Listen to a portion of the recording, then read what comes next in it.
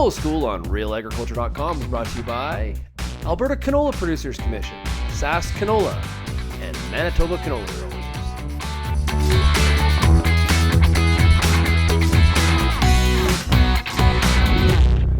Kelvin Hepner with Real Agriculture. We are at the Canola Discovery Forum here in Winnipeg, joined by Nathan Gregg, Program Manager for PAMI. And Nathan, right now we're seeing less than ideal harvest conditions across much of Western Canada, particularly when it comes to canola. Much of this crop, if we get it off, will come off in less than ideal conditions for storage as well. What do we have to keep in mind as we put this damp canola into the bin? Well, I mean, being that canola is a higher value crop, I think that really elevates the concern that we have over it. When it comes to trying to store a tough product, obviously it's better than maybe the situation it's in the field. It's still better to get it off, but there are concerns in storing it where we want to ensure that we're monitoring that first off, just so that we don't lose it inadvertently while we're not paying attention.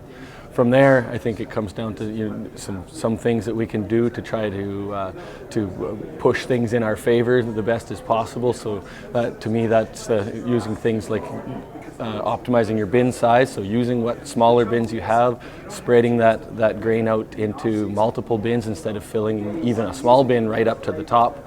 Any reduction in grain height that we can do obviously helps to allow better airflow if we're doing any kind of aeration or drying through that grain mass. So what about adding heat? Is that something you'd recommend? Well, I mean, adding heat really just expands your options, I suppose, a good way of putting it. It accelerates any process that you're trying to do. So when we've got tough, damp grain in these conditions, with especially the environmental conditions we have right now, where our ambient temperatures are so low, we don't have any capacity to dry with the air at that temperature.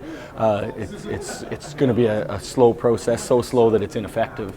So supplemental heat offers an ability to accelerate and basically gives you a higher capacity to dry that grain. Of course, canola being the small seed size that it is, we have concerns as far as being able to push air through that dense pack and get the air to flow into those interstitial grain spaces. And with heat, we need to be a little bit careful at the rate of which we're heating and the absolute value too. We don't want to roast the grain, so to speak. We just want to provide air that has a greater capacity to hold moisture and remove that moisture from the grain material.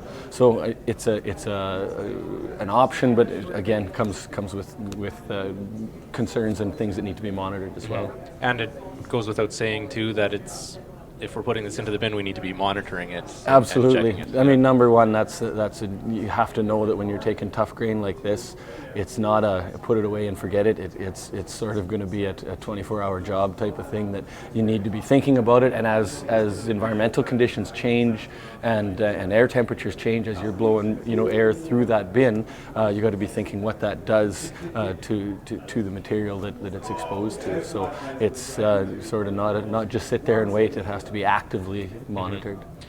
I know in the past there's been some differing opinions on when you should turn the fans on and things like that. What do you recommend as we get into this time of year where we don't have much heat and we're almost into winter? There's much debate about it, but really, in essence, there's not. It just depends on the questions asked. I mean, the short answer is there's different strategies of how to optimally handle the grain.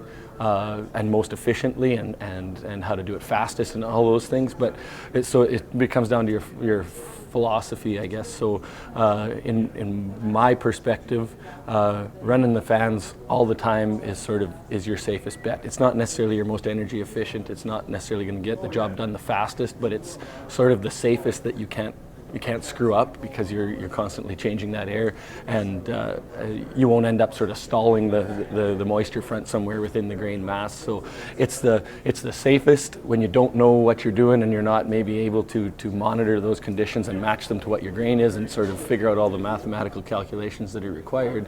Running it all the time is sort of the safest bet.